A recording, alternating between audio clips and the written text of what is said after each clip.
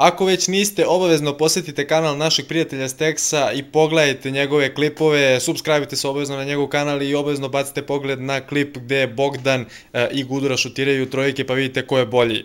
Sa Kosovskog polja ravno u Humsku 1 stiže dugo čekana mitska zver. Od samog potpisa osporavan, celu karijeru odbacivan, od menadžera loše reklamiran, ali uporan i srčan James King će naredne sezone biti glavna opcija na poziciji krilnog centra. Ok, nadam se da niko neće zameriti na ovom šaljivom uvodu, ali zaista, uprava najtrofejnijeg srpskog tima je priredila pravo iznenađenje.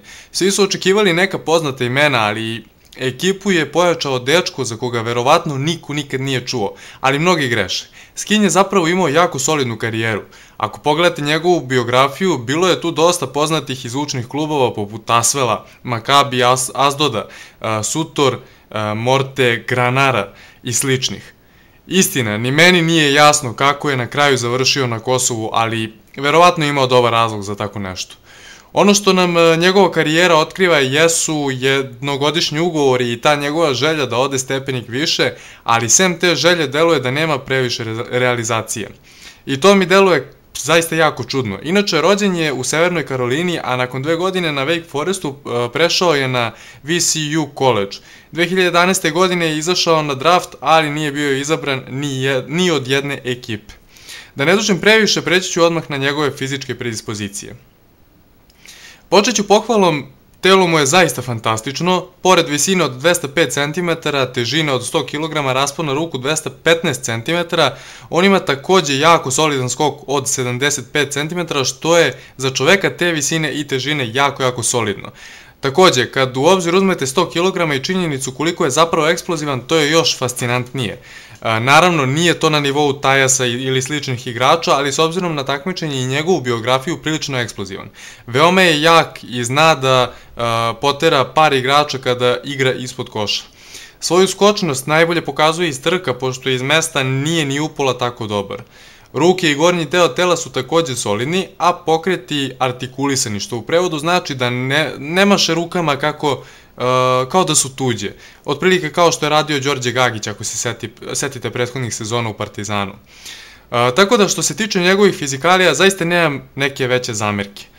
Prelazimo na napad, njegovo najjače oružje, upravo me ovaj segment igre kod njega najviše oduševljava.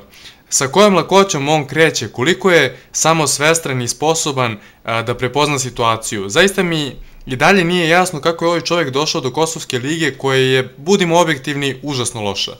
Naravno, morate uzeti u obzir da sve što kažem u vezi Jamie-a, da je to poređenje sa ostalim igračima iz Evrokupa ili ABA lige. Besmisleno bi bilo da poredim njega sa bilo kojim evroligašem. Počet ću od onoga što najviše voli da radi, a to je igra na niskom postu.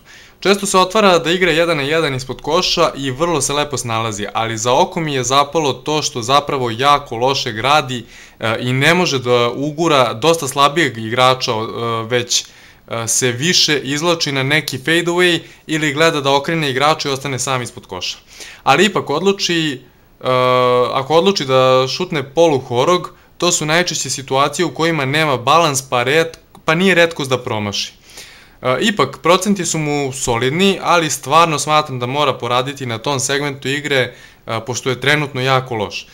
Zanimljivo je to da nije igrač koji će samo igrati dole, ispod koša, već se vrlo dobro otvara na šut za 3 poena, a njega šutira jako solidno, kad se u obzir uzme naravno pozicija koju igra. Izbačaj i forma šuta su prilično lepi, tako da će navijači sigurno biti u transu kad pogodi sa distance. Procenti se kreću oko 35%.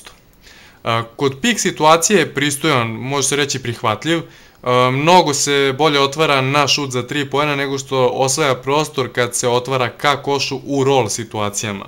Što se tiče polu distance, zna i sa nje da ubada, ali ne radi to toliko često. U situacijama kada vidi da ne može da nađe izlaz i put ka košu, on će gotovo sigurno poslati dobar pas sa igraču koji ide na ulaz ili je otvoren. Nije od onih tvrdoglejih igrača što će forsirati ka košu ceo meš bez ikakvog rezona. Problem mogu da budu izgubljene lopte kojih u prosjeku ima oko 2 po meču, ali u klubovima u kojima je ranije igrao lopta je često završavalo u njegovim rukama, pa to i ne čudi previše. Takođe, tamo nije imao podršku i sistem kakav će imati u Partizanu, pa će gotovo sigurno taj broj biti nešto manji. U prodoru je solidan za visokog igrača, s obzirom da prilično dobro barata loptom, tako da ni taj segment neće biti problem. Od početka profi karijere je značajno poradio na ofanzivnom skoku, pa će to biti velika prednost za Partizan. Glavni problem i ona karika na koju lanac može pući jeste njegova odbrana koja je poprilično tanka. Za nekog ko ima takav raspon ruku od 215 cm, ima suviše malo blokiranih i ukradenih lopti, što je za mene zaista razočaravajuće. Takođe, nekad pokazuje preveliku želju u odbrani, pa zna da bude namagarčen. Jako loše čuva pik igru i tu će često imati najveći problem kada budu igrali protiv Zvezde ili Budućnosti, s obzirom da su te dve ekipe one koje baš forsiraju pik igru. Jednostavno sve mu je pogrešno u odbrani i počeši od stava pa do kretnje. Kod većine igrača možeš tako nešto unaprediti, ali mislim da Skin ipak ne može, bar ne previše, da unapredi svoju igru u defanzivi. Deluje mi kao da ne posjeduje dovoljan defanzivni IQ, što može biti zaista veliki problem u Partizanu i generalno što jeste veliki problem u evropskoj košarci za igrače takvih predispozicija. Što se defanzivnog skoka tiče, to mu je jača strana, da kažemo, odbrane, ali nije jedan od onih kojima se lopta lepi za ruke, već se za svaki skok zaista lavovski izbori. Takođe, nešto što mnogi zanemaruju, a može da bude jako bitna stavka, jeste mali broj faulova, dakle svega 1,5 faulova u proseku tokom prethodnih par godina, što je zaista sjajno. Muta Nikolić je trener koji neće da dovodi stranca ako nije igrač koji ne može da napravi razliku, pa će očigledno Skin biti jedan od vodećih igrača igre. Ako pogledate njegove kretnje i generalno celu igru, dosta podsjeća na prošlosezonskog Birčevića, samo fizički dosta dominantnijeg.